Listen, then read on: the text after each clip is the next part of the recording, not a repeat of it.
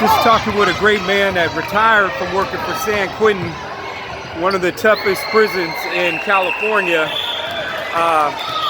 Share a little bit about what it was like working 20 years at San Quentin. Well, it was a experience, witnessing some of the worst criminals, and being in a situation, an environment where the next day wasn't promised. Wow. But the experience, when I first started as a young correctional officer back in the day, I was there not to punish anybody, but I was just there to do my job, and I had the utmost respect for, that element, because growing up in East Oakland, I kind of not gravitated, but I understood what young black men went through back then. When the crack cocaine hit the streets Man, hard, that was the worst epidemic ever. Felix Mitchell days. Felix Mitchell, yeah, big drug dealer in the East Oakland. Did they ever come through San Quentin? A lot of those drug dealers? Yeah, a lot of them came through San Quentin. Unfortunately, I don't think Felix did. I think he got killed early. But just being around that element, and knowing that I could come and go. And you had the element that was there, locked up, put on the shelf for a long period of time. Which crack cocaine. What a lot of people don't realize, it hit the Bay Area and San Francisco really hard. Crack cocaine, in such a beautiful place, it was just the wrong mixture of elements, because the beauty and the personalities of the young men on the streets, everybody was so dynamic, and then to start introducing dynamic young men in a beautiful place to such a powerful drug to sell. Yeah, it was a truly epic time for drugs of that nature, because it was so addictive, and like I said, it was easy to manufacture, and it wrecked and ruined a lot of young people's lives. When that was introduced to the northern part, California being one of them, and even in the East Coast. But cocaine was one thing, but that crack, that was a truly devastating drug, along with meth and a lot of other drugs. But truly, crack was like one of those epidemics that spread it and ruined a lot of young men's lives and families. In San Quentin, a lot of young people don't realize how serious these prisons are, and then they get a felony, they get sent to prison, they're young. And then they're devastated when they get to prison, because they don't understand how serious that world is and how dangerous. Serious world. It's a serious world, and it's a world in and out of the true world, because there is a lot of racial situations where blacks only be with the blacks, Hispanics, Chicanos, the whites. I mean, it was so separated and dangerous, because if you step, past those boundaries, that, it was a serious thing. You get killed, sank, Wow. People were getting their lives taken, and so, that being said, the prison system was a devastating place that ruined a lot of young people's lives. And like I said, I spent 20 years at San Quentin. My God. And my thing was, I would truly try to help individuals, especially the young ones. The older ones are like set in their ways, but young men that was their first time introduced to a prison atmosphere, and had a chance to really rehabilitate themselves and not fall into that situation where it be repetitive. You know what I'm saying? Because you get in that doorway, and just keep going in and out, in and out. So a lot of young men, I would tell them, find something that you truly love and take advantage of it. I mean, the prison system is established to keep you in. Did inmates ever threaten you? Oh yeah, I've been threatened before, and you handle it appropriate, and then you move on. But in essence, it wasn't you that they were threatening; it was just the system. The system. And so, once they found out who I was and everything, and understand what was I about, hey, I actually became friends. Because, like I said, I met Tookie, in the adjustment center. Tucky Williams? Yeah, Tucky Williams in the Adjustment Center for the first time. Huge. He was really that big. Yeah, I know he was that huge. dude was huge. And, Even as an older man, he was huge, huh? Even as an older man, I think I met him. He was probably in his mid to late 30s when I met him. And gray hair and everything, big, big individual, and all his henchmen were huge. So the presence they had was just phenomenal, on the system. But not praise him or anything, but I know he had to do what he had to do back in the 70s and whatnot. And it is what it is. And for those of you who don't know, Tucky Williams was the founder of Crips. Yeah, absolutely, founder of Crips. But he was also the man that won a Nobel. I think, he won some type of prize.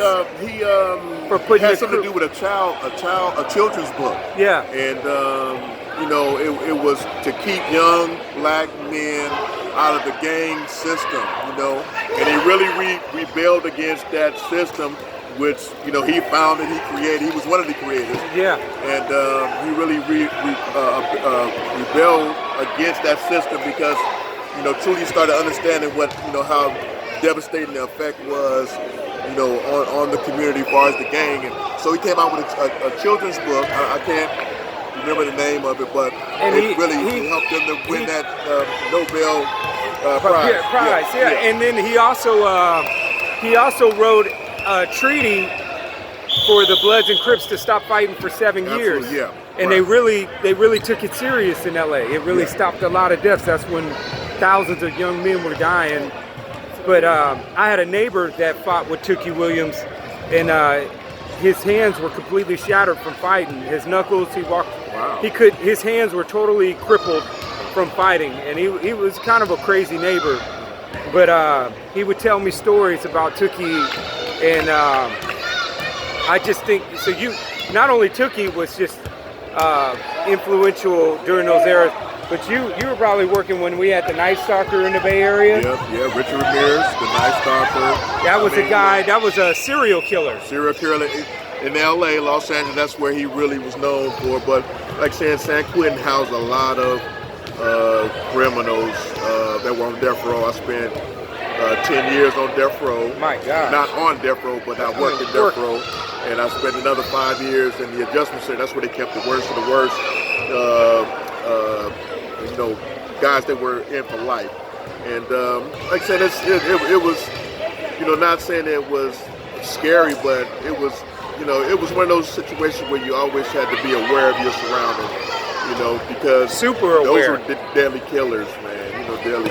Yeah, they were the truth. Yeah, they were the truth. And see, what a lot of young people don't realize, growing up in the Bay Area, it was an electrifying time growing up in the Bay Area in the 80s and the 90s. It was just such a dynamic place of powerful young men, older men, because you had the best musicians, you had the best artists, you had this amazing, beautiful place to live in with amazingly beautiful weather.